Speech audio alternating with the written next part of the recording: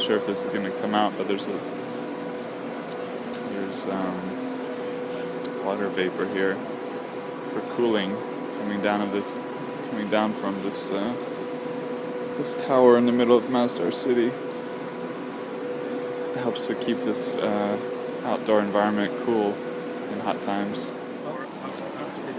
As we extend the city further, I mean, the transport, or we call it the mobility strategy, is multimodal. Multimodal. What you see with what you refer to the electric podcast, the PRT, Personal Rapid Transport System, is just one of the modes. I mean, we are already looking to electric bus service, right? and we're looking at several other alternatives at the same time. You may have seen some Mitsubishi electric cars that we've been piloting and taking around. I mean, I think the important thing to note is that there's an overall transport strategy. Right? It's important that we connect to the outside world, so people have to access to the city and get into the city. Right? But we develop a system that once you're inside the city, the easiest way to get around the city is probably just to walk. But Okay, if you have to even walk further, when it's fully built. I Even mean, when it's it's quite fully huge then. Even when it's fully built. Yes, will there be parking facilities? Yes, because you have to get into the city. Yeah. But once you're inside, imagine what's here is kind of like a microcosm of the entire built thing. It's much more comfortable, much more enjoyable just to walk around. Okay, because it's not a bicycle city, and I can imagine once I'm down there, I can't really get up with my Segway, or it seems to be. So it really seems to be about walking, not about bicycling around or taking a It's also a Segway. bicycle city because there is a bicycle network that is planned and that's launched with a part of the concept master plan already. Yes, there's some slightly negotiation coming up this podium, but as the rest of the city gets out of grade, that bicycle route is there. So it's multi-mode. And on a very big picture, we have connections to the light rail transit and the metro rail that's coming through the city as well. 1.5 kilometers. So it is in any European context, an extremely walkable distance. And even to give you an example, a UAE example, JBR in Dubai, which is probably the most current walkable development in the UAE, is 1.5 kilometers, about 1.7 kilometers long. So we are about the same distance as that, to give you a local one. But from a European and North American point of view, 1.5 kilometers is, and you rarely have to walk from one corner to the other. Generally, you're going from your apartment into the city center, or from into the offices. So you're looking at a walking distance of, to get almost anywhere, a maximum distance of about 1 kilometer, and it will all be pedestrian optimized. So they have some different interesting water features here, but they recycle 100% of their water in Abu Dhabi in general, so also in Masdar City. There's a cat over there, so somebody here apparently already has a cat. Companies come, and it's one place you walk into, get your license done, get your visas done, do your registration. One-stop shop for new businesses. Full concierge service as well to help with other requirements you might have. And this is inside that incubator building where, Oh, by the way, inside the courtyard. I forgot to talk about the building. This is also a very sustainable building. Done differently. This is, so by the way, everything you're looking at Masdar Institute in this building is a Norman Foster design. Foster's did the original master plan for us, and the collaboration with Foster's has been very successful, I think, for both parties. You can see that the building, it's slanted and it's shaded. So we took a different approach to how do we stop the sunlight, how do we stop the heat gain in this building. And also the same sort of wind tunnels here to create a comfortable outdoor environment with very little sunlight and with wind, so that employees can actually enjoy a bit of the outdoors. And a few plants, which always make life a little nicer. And people sometimes ask, do you have plants? They take water. Yes, we do. We have plants, they take water, we have a couple of water features. It would be more sustainable from an environmental point of view to have no plants and to have no water, and actually just to build concrete boxes. We don't think anyone would actually want to come and live in a place with no plants and inside of concrete boxes. So we do, it's part of the social aspect of sustainability. Because if you don't create an environment that people can actually come and live in and want to be here, there are very few people in the world who will live in a place only because you're going to use less energy. And we think in Abu Dhabi there's even less of them. So we have to create an environment where sustainability enhances the lifestyle, and you can demonstrate that you're having a better lifestyle because of the sustainability. So this is the incubator building where GE just opened its first, globally its first Eco-Imagination Center. You can see the walls are slanted to keep out light. There's ceramic tiles also to keep the buildings cooler inside since this is a very hot climate. In the end, the goal is to have 60 companies in this building. A lot of SMEs, Mitsubishi and Schneider also supposed to be here.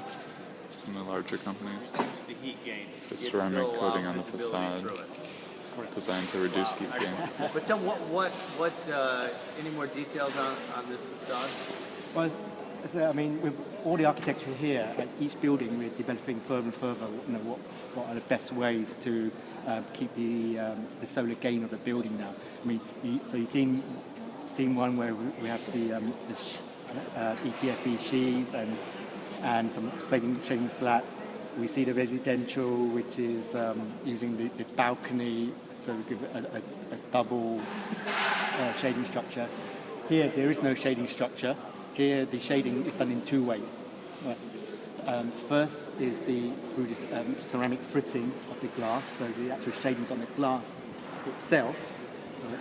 And secondly, this glass leading outward, if you think about it, also help towards reducing the solar gain just by the fact that you're angled towards the sun.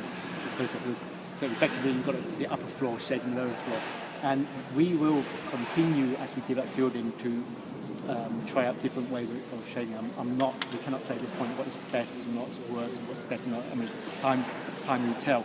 Time will tell when all these buildings are occupied. We ask the people inside, how do you feel? So you're testing in multiple ways. Yes. Qualitatively, quantitatively. Exactly. But probably more importantly, I mean, you say quantitatively, that's very important. But what you cannot measure is the qualitative one, how people actually feel. Because sometimes I've seen buildings where you get fantastic figures, but you can still feel extremely uncomfortable when you sit in certain locations of the building. So we are interested. I'm sure you're doing surveys, maybe other things. How often would you be doing surveys of residents, asking them qualitative questions about their comfort? I would like to say that we can do it on a quarterly or because with the seasonal changes. Having said that, on a more practical level, they come to us. Yes. On discussion about comforts, discussion about light switch not working. All sorts of things. I mean, because a continuous dialogue. So we do get a lot of feedback from the students already. And they're researchers, so. They're researchers, so even more so. Yeah. It's very interesting. I mean, there's no such thing as a good comment, bad comment. They're all learning comments. So we do have a very flexible Schneider, business model. Mitsubishi also here, but it's. The reason the free zone is important, probably most of you are now familiar with UAE incorporation laws. But this building is also aimed for SMEs, aimed to have 60 or so eventually. Unless you're in one of the free zones, which you can own 100% of your company, so we have zero taxes, 100% repatriation of capital, and 100% foreign ownership for any companies at Masdar City. So zero taxes. I know, it's nice. I recommend it. I mean, for people thinking about a taxation policy, this is honestly one of the most user-friendly taxation policies there are. I mean, no filling out forms at the end of the year, no reconciliation, and no taxes. Yeah. So for people, especially in Scandinavia, anyone from Scandinavia here? Anyone writing for the Scandinavian audience? Remember, come on over here, set up your company, no taxes. And it's a very flexible environment here. Have added the mass of the building at this end, and if you look at the opening from that side to this side, it's much larger over there. To here, we've got the funneling effect, and Funneling the venturi. wind. The whole city is actually oriented to the northwest to take advantage of cooler winds. So we've done a lot of More wind. fluid dynamic modeling to play with these spaces to kind of create this kind of space going through.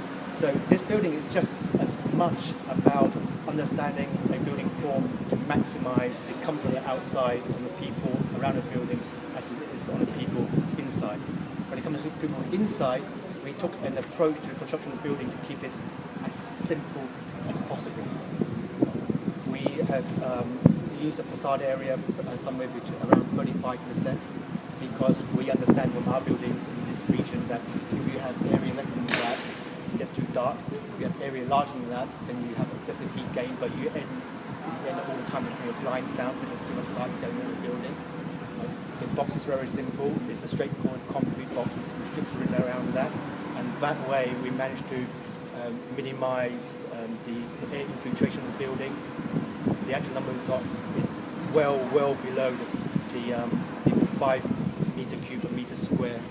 If everyone understands the infiltration. But basically, what I'm trying to say is a lot of the savings from the building comes from just good old simple traditional architecture. And then once you've done that, all those savings I talked about saving on the facade, saving on the simple construction, that's when you use the money to kind of find good performance mechanical plant equipment to further enhance this. It's the first LEED Platinum building in the There are 2 other UAE. LEED Platinum buildings, but those were not Built for designed to be commercially viable as well.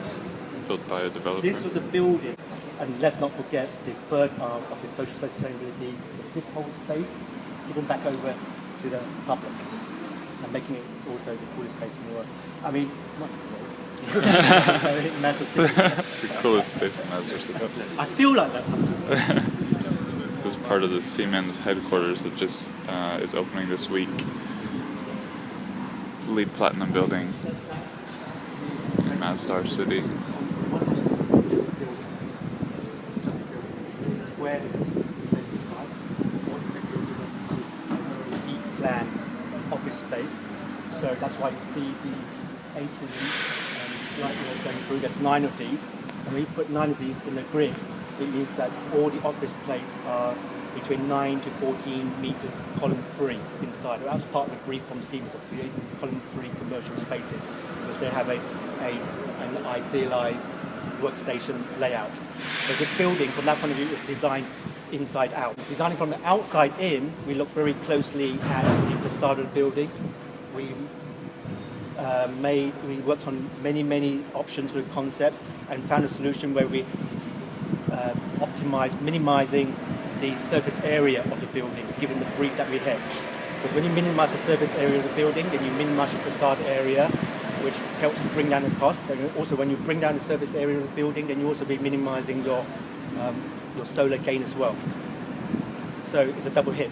It's minimizing solar gain, save on the cooling load, save on the facade. So it's one of those type of features that we look out for at Masdar City, where you can have double gains at the same time.